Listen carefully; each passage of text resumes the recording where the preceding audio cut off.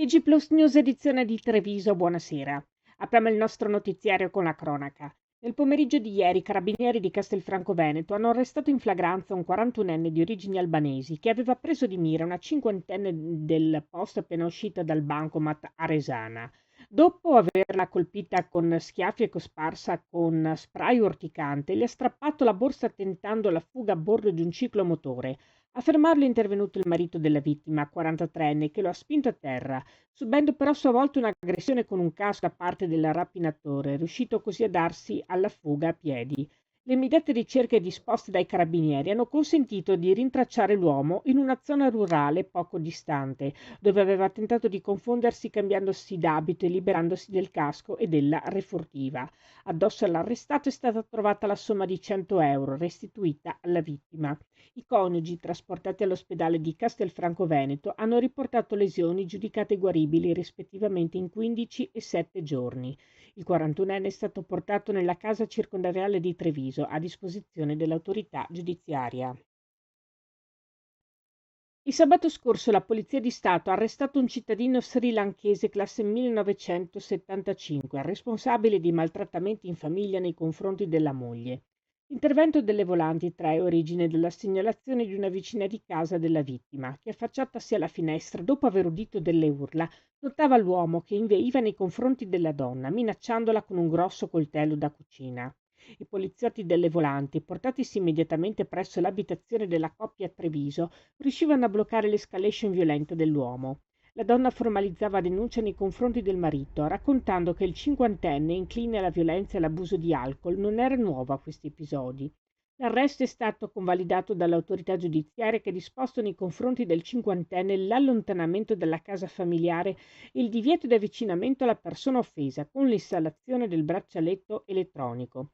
L'Ufficio Immigrazione ha anche avviato il procedimento amministrativo volto alla revoca del titolo di soggiorno, ottenuto pochi anni fa, proprio per ricongiungersi alla moglie già presente in Italia.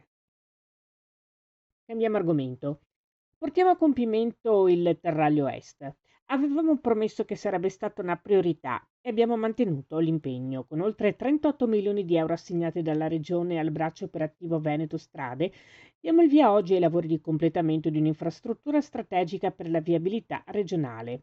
Un collegamento fondamentale tra il casello autostradale di Preganziol sull'A4 e la tangenziale di Treviso, fino al casello di Silea sull'A27, che consentirà di intercettare i mezzi pesanti provenienti dalle aree industriali di Dosson e Casier e il traffico che oggi attraversa l'area sud del Trevigiano.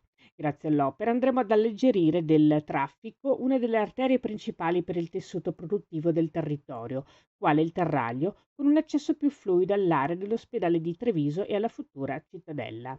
Lo ha detto il presidente della regione del Veneto, Luca Zaia, oggi alla cerimonia di inaugurazione dell'intervento di completamento del Terraglio Est, secondo stralcio, nel tratto compreso tra Viale delle Industrie nel comune di Casier alla connessione con la strada regionale 53 Postumia nel comune di Treviso.